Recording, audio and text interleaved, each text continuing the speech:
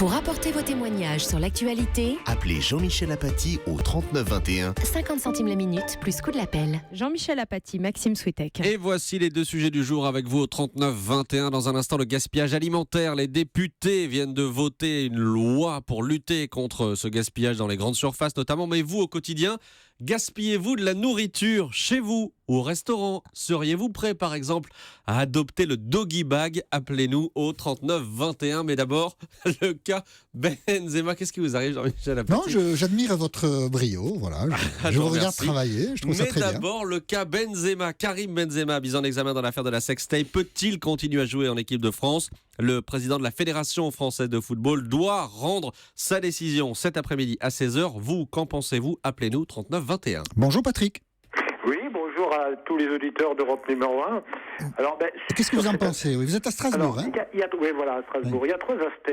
Sur le plan judiciaire, Benzema n'est pas encore jugé, donc il est réputé innocent. Ouais. Même si les preuves sont quand même assez accablantes. Non, il est innocent.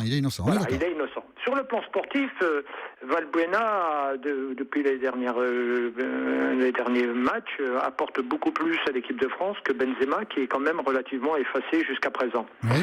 Sur le plan éthique, Benzema, c'est l'idole de milliers de jeunes qui prennent exemple sur lui. Le meilleur copain de Benzema, celui qu'il défend un peu en ce moment, a 30 ans et 24 condamnations. Bon, c'est tout. Donc c'est quand même quelque chose d'assez négatif. Mais Noël Le Graët va dire tout à l'heure, telle qu'est la situation, on la connaît tous. Oui, il va dire, on garde Benzema ou on le garde pas? À votre avis, qu'est-ce qu'il faut faire? Pour l'instant, moi je pense qu'une suspension est nécessaire parce que de toute façon, la justice interdit à Benzema de s'approcher de Valbuena. Je vois pas comment ils pourraient jouer en équipe de France ensemble. On sélectionne pas Benzema, Valbuena. Valbuena, Benzema n'a pas le droit de s'approcher de Valbuena. Donc, oui, donc vous ne convoquez pas Valbuena et vous convoquez Benzema. Ah ouais, mais moi je l'ai dit avant, Valbuena jusqu'à présent, il apporte beaucoup à l'équipe de France. Et je ne vois pas pourquoi la pseudo-victime serait écartée. Oui, quand même, ça serait quand même. Alors sur le plan éthique, ça serait quand même scandaleux, voilà. Et puis une décision définitive d'exclusion ne pourra être prise que quand la décision de justice aura été rendue. Donc il faut quand même donner un minimum de moralité et de légalité à ces décisions. Les affaires Platini, Ribéry et Benzema, elles finissent d'entacher complètement le football. C'est dramatique. Oui, alors elles ne sont pas toutes de même nature, mais finalement, vous le disiez, Patrick, on est tous attachés à la présomption d'innocence, mais voilà, là, il paraît compliqué, il paraît difficile, en tout cas, d'imaginer que Noël Le Graët dise tout à l'heure à 16h, on change rien, et on pourrait éventuellement convoquer Benzema à l'équipe de France, ça paraît compliqué et impossible. Il condamnerait Valbuena d'office, et ça, je ne pense pas que ça puisse être possible dans les conditions actuelles, en tout cas. D'accord. Bon, merci pour ce raisonnement très complet, Patrick, et nous étions très heureux de vous accueillir sur l'antenne d'Europe 1. À votre service, merci, et au revoir à tous les auditeurs. Au revoir, Patrick, parce qu'il a dit, je suis content d'être sur Europe numéro 1. Non, c'est Europe 1. Bon, voilà. Bonjour, Daniel. Bonjour. Vous êtes bonjour à Vannes? Europe, bonjour à tous. Ah, vous êtes à Vannes, alors au milieu des montagnes, parce qu'il y a un écho, et c'est charmant, mais peut-être... Ah oui, il faut que vous coupiez la radio. Voilà. Si vous coupez la radio, il n'y a plus de problème. Oui, je vais couper ça. Voilà, puisque la radio vous parle, hop, vous coupez la radio. Moi, comme je vous écoute toute la journée... Ah, c'est très gentil. Nous sommes très touchés, Daniel. Oula. Alors, c'est un petit peu plus compliqué pour me déplacer, mais on y arrive. Oui, on va y arriver, on a le temps. Alors moi, en ce qui concerne l'affaire Benzema, parce que je trouve que c'est quand même une affaire... Vous êtes passionné de foot, Oui, bien sûr. Il y a très longtemps. D'accord. Je suis pas toute jeune. Non, mais vous êtes passionné de foot, c'est ça qui compte. Là, exactement. Alors, en ce qui concerne Benzema, moi, je trouve dommage qu'il se soit grillé tout seul. Ah oui, ça c'est sûr que s'il y a quelqu'un qui a mal géré son image publique, ça c'est Benzema, ça c'est sûr. Ah oui, et alors, c'est presque une affaire d'État. Le Premier ministre intervient, le ministre des Sports est là. Non mais attends, on va pas prendre le président de la République non plus, quoi. Mais vous aimez ce joueur? Vous aimez Benzema? Quand vous le regardez jouer, vous dites, il a quand même du talent? Non, je l'aime pas en tant que joueur. Ah d'accord. Déjà parce que je trouve anormal qu'il soit un des rares à ne pas chanter la Marseillaise. Et ça m'horripile. On a l'impression qu'il fait de la provocation. C'est un vieux débat en France, vous le savez, même parmi les champions de France, les champions du monde de 1998, ils chantaient pas tous la Marseillaise, loin de là. Non, ils chantent pas tous, mais lui en particulier ne la chante jamais. D'accord. Alors, il a rien à faire en France, alors. Oh, à ce point À ce point, carrément. Ben écoutez... Mais il y en a d'autres qui la chantent pas, la Marseillaise, on est plus indulgents avec d'autres. Et qui reste à Madrid, il fait les beaux jours de Madrid, tant mieux pour Madrid. Bon, vous êtes expéditive, Daniel. Eh ben écoutez, moi je trouve pas normal D'accord. qu'on sache... Puis en plus, il veut essayer de se rabibocher avec Valbuena.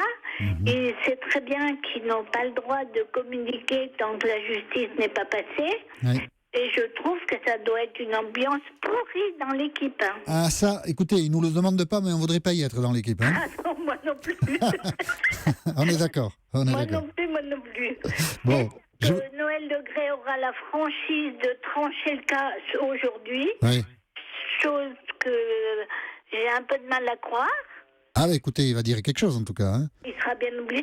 Hein. Là, il est bien obligé. Voilà, on l'attend à 16h. Donc, 16h, bah, je vais écouter. Rassurez-vous, je serai la première au poste pour écouter. Voilà, vous continuez à écouter Europe 1 et vous serez parfaitement informé. Ah oui, mais j'écoute Europe toute la journée. C'est très bien.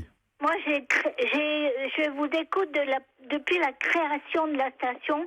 J'avais 12 ans. C'est vrai? Bon, oui. Ah oui, formidable. Et j'ai fêté les 60 ans avec vous. Ah écoutez, c'est touchant, voilà. Et ben moi, j'aime beaucoup. J'ai des potes partout dans la maison. D'accord. Qui sont allumés pour pas perdre... Il y en a un où j'écoute à telle heure, l'autre un peu plus longtemps. Donc, si vous voulez, je suis tout le temps sur Europe. Bon, ben écoutez, si je peux vous dire aussi qu'il fait beau en Bretagne. Ah mais oui, ça il faut le dire, on le dit pas assez. Et puis oui. Si je peux... À Vannes, on nous oublie souvent, mais il fait beau. Non, il fait beau. Et si je peux me permettre, au nom de toutes les personnes qui travaillent à Europe 1, on vous fait un gros bisou, Daniel. Et on vous souhaite... Je vous remercie beaucoup. Moi, je vous renvoie aussi la bise. Une très bonne après-midi au soleil de Vannes. Merci beaucoup. Et merci d'être intervenu Jean-Michel, au revoir. sur l'antenne d'Europe 1. Au revoir, Daniel. Merci. Bon, au revoir. Bonjour, Jean-Jacques. Bonjour. Vous nous appelez de Paris. Bonjour. Absolument, je suis de Paris, dans ma voiture. Vous aimez le foot? Passionné, bien sûr. Ouais. Alors, moi, je ne comprends pas aujourd'hui qu'on se pose la question concernant Benzema. Il s'est exclu lui-même de l'équipe de France, bien évidemment. Qui continue à jouer au Real Madrid, c'est un autre problème, mais en équipe de France, il s'est exclu lui-même. Bon. Pourquoi il s'est exclu? Parce qu'il dit, excusez-moi Jean-Jacques, il dit, moi j'ai rien fait, voilà. J'ai rien fait. Comment il dit qu'il n'a rien fait? Bon, c'est évident qu'il a fait des choses. Cette affaire n'a pas été inventée. Non. Bon, c'est surtout que cette affaire succède à d'autres affaires qui pourrissent le football. Il faut absolument que le football règle très vite ces problèmes et fasse en sorte que des gens qui ont des méthodes de voyous, parce que ça va être confirmé, ne tourne pas autour de l'équipe de France. C'est aberrant. Pour l'instant, d'autant la justice... plus que l'équipe de France... Non, mais bon, écoutez, si on attend que la justice se prononce, il faut aller vite. Et puis laisser surtout la place aux jeunes. Il y a des jeunes joueurs qui peuvent postuler en équipe de France. En équipe de France, il n'a rien prouvé, il n'a rien montré. Laissons la place à des Giroud, à des Griezmann, à des Martial, à des Fekir qui occupent la même place et qui vont apporter et qui ont un autre esprit, d'autant plus que le sélectionneur se bat actuellement pour imposer une certaine éthique. C'est au sélectionneur de prendre cette décision et j'espère qu'il va prendre une décision de se passer de Valbuena et de Benzema qui auront le temps de ressasser leur histoire entre eux et qui nous oublient avec ces problèmes, qu'on reste sur le plan footballistique et surtout et qu'on redore l'image du football qui en a bien besoin. D'accord, donc votre avis est très tranché, très clair, Jean-Jacques. Je suis catégorique, je passerai pas, je passerai moins de temps que votre prédécesseur téléphonique, qui est sympathique au demeurant, mais je suis catégorique, il a fauté, il a fait n'importe quoi, et c'est pas la première fois qu'il fait n'importe quoi. Et donc, fini l'équipe de France. Fini l'équipe de France. On attendra, on verra on si... s'en passera. Voilà, on attendra. On s'en passera. On attendra la déclaration de Noël Le Graët à 16h, mais les avis en tout cas paraissent unanimes. Il paraît compliqué d'imaginer que désormais Karim Benzema soit convoqué en équipe de France. Je vous remercie Jean-Jacques d'être intervenu sur l'antenne d'Europe 1 et je vous souhaite une bonne journée. Merci à vous également. Bonne journée Jean-Jacques, au revoir. Maxime ? Non, sur les réseaux sociaux, effectivement, il y a beaucoup plus de messages qui réclament le départ de Benzema. Il y en a quand même quelques-uns qui le soutiennent. Bien sûr qu'on veut d'un Benzema à l'Euro. Il faut vraiment être aveugle et idiot pour se priver de lui. Voilà ce qu'on nous dit, notamment sur Europe1.fr. Voilà, c'est dit et comme ça, c'est pluraliste. Beaucoup de gens ne souhaitent pas que Karim Benzema soit encore convoqué en équipe de France et quelques-uns encore le défendent. Noël Le Graët s'exprime à 16h et bien entendu, nous vous donnerons tous les détails sur l'antenne d'Europe 1. Les doggy bags, est-ce qu'on prend la viande qui reste dans l'assiette, on la met dans un sac? Nous en parlons dans quelques instants. À tout de suite. Pour apporter vos témoignages sur l'actualité, Appelez Europe 1 au 39 21. 50 centimes la minute plus coût de l'appel. Jean-Michel Apathy, Maxime Switek. Et avec vous au 39-21, nous allons parler du gaspillage alimentaire et notamment du doggy bag. Le doggy bag qui est adopté aujourd'hui par une centaine de restaurants parisiens. Ça existe ailleurs en France, c'est vrai. On nous le fait remarquer sur Twitter depuis tout à l'heure. Enfin, mais c'est pas dans les mœurs. Hein. Non, c'est pas dans les mœurs françaises, mais vous seriez-vous prêt à adopter le doggy bag pour éviter de gaspiller au restaurant? C'est la question qu'on vous a posée au 39-21. Bonjour Franck. Bonjour Jean-Michel, vous êtes... Maxime et Alissa. Bonjour, vous êtes à Lamballe dans les Côtes du Nord où il fait beau, ça on sait. Hein, Oui, c'est ça. Daniel nous a dit tout à l'heure qu'il y avait un très beau soleil sur la Bretagne. Vous êtes pour les doggy bags? Non, il est un tout petit peu plus voilé, mais bon. Ça va. Oui, mais ça va se dissiper, je suis sûr. J'en doute pas non plus. Vous êtes pour les doggy bags, Franck? Oui, moi je suis pour les doggy bags, pardon. Donc juste une petite anecdote, voilà, c'était il y a presque 20 ans maintenant. J'étais aux Jeux Paralympiques, parce que je suis non-voyant, j'étais aux Jeux Paralympiques à Atlanta. Oui.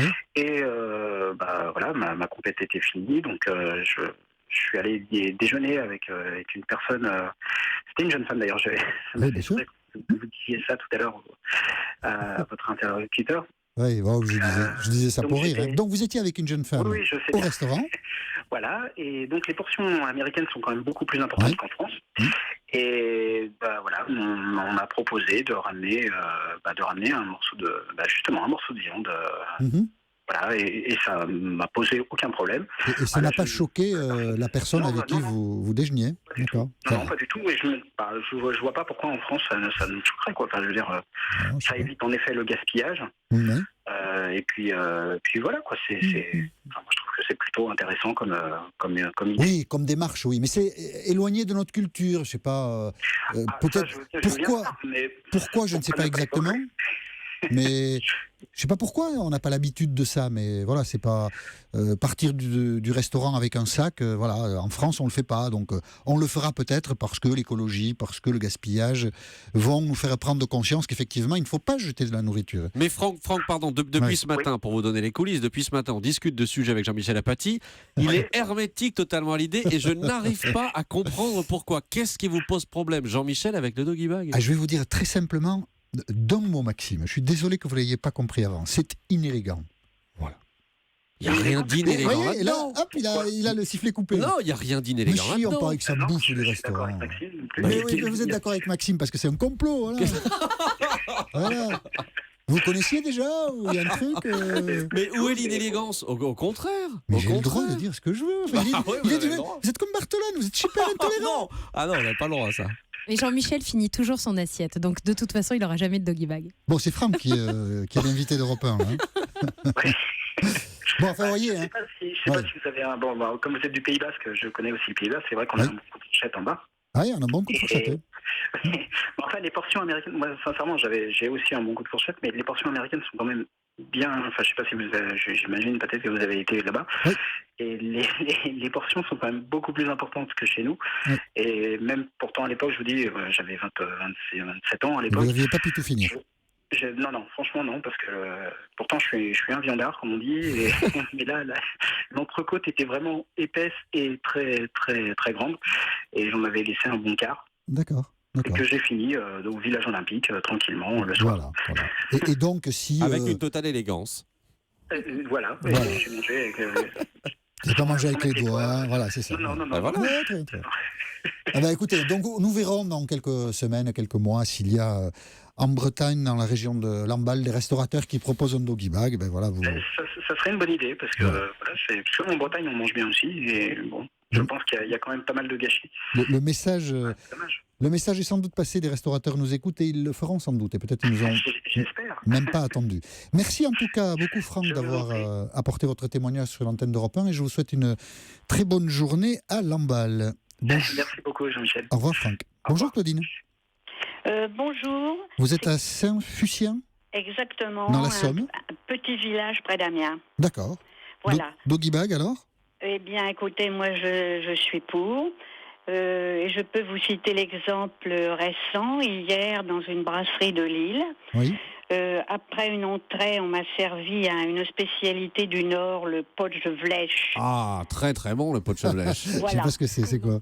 C'est 4 viandes. 4 viandes, effectivement, mais en gelée. C'est un En plat, gelée. Un truc léger. froid. Bien. C'est une viande froide Oui. et que vous mangez avec les frites du Nord. Ah oui. Voilà. Ah dis donc. Et alors? Et alors, après une entrée, pour moi, c'était très copieux. Donc, je n'en ai mangé qu'un quart. C'était servi dans un bocal type conserve, vous savez. Oui. Bocal stérilisé. Hmm. Ne pouvant le finir, et j'ai hésité, mais j'ai osé demander au garçon si je ne pouvais pas emporter le reste. D'accord. Et il m'a dit que c'était interdit. Ah, c'est interdit, non. Et bah si, voilà, c'est Ah ce oui, qu'il d'accord. m'a répondu. Ah oui. Et que bien sûr, ça n'était pas, il y avait des normes d'hygiène et qu'il se serait fait. Oui. La police ne serait pas venue le chercher si, Oui, mais enfin bon, si vous voulez, si vous aviez je fait n'ai une pas petite voulu- intoxication alimentaire. Hein. Oui. Je n'ai pas voulu entamer la polémique. Bien sûr, bien sûr. C'était peut-être parce que ça aurait été du travail de mettre ce bocal dans un petit carton. D'accord. Mais en tout cas, si ça avait été possible, vous l'auriez fait avec plaisir. Tout à fait, parce que D'accord. si vous voulez, ça me faisait mal au cœur de laisser ça dans mon assiette, mais Ouais, je comprends. c'était trop copieux. D'accord, d'accord. Bon, mais écoutez, je vous remercie Claudine de ce témoignage. Voilà, vous, si ça avait existé, ben, vous l'auriez fait. Voilà. Donc, Exactement, très parce bien. que bien sûr, c'est différent d'un morceau de viande que vous avez dans votre assiette. Hein. Oui, je comprends. Là, c'était dans Là, un ça bocal. se présentait dans un bocal Ouais, une ouais. viande qui était en gelée. Vous savez ce que vous auriez dû faire, Claudine? Vous auriez dû Non. piquer le bocal et hop, partir Oui. du restaurant. C'est vrai, vous avez raison. La prochaine fois, Je n'aurais rien dû dire. voilà. Et Et vous mettez j'aurais dans le dû sac, le faire. dans votre sac à main, et hop, il aurait rien vu, je suis sûr. Tout à fait, voilà. Bon, merci Claudine Eh bien, merci d'avoir apporté votre de témoignage m'avoir sur l'antenne d'Europe 1. écouté. Et puis, eh bien, je dis au revoir à vous, Jean-Michel, et aux journalistes À Maxime et à auditeurs. Anissa. Très bien. Voilà. Au revoir. Je vous remercie, je vous souhaite une très bonne journée. Oui, vous également. Au revoir. Au revoir. Maxime? Un tout petit message. Stéphane nous écoute et vient de mettre un message sur Twitter avec le hashtag E1midi. Stéphane qui est visiblement américain, je pense. Ah, très Vraiment, bien. et qui nous met un message en anglais, je vous le traduis. Il nous dit « J'écoute Europe 1 et ça me réconforte de voir que la France discute toujours de problèmes clés comme l'histoire des doggy bags. » Il a raison. On pourrait passer la journée là-dessus. Ah oui, vous moi, avez je pourrais raison, passer Stéphane. là-dessus la journée. Mais je suis sûr que c'est pour ça qu'il aime la France. Absolument. Et donc, on vous salue, Stéphane. Je ne sais pas où vous êtes, mais nous vous saluons et nous reprenons demain sur l'antenne d'Europe 1 ce dialogue à partir de 13h.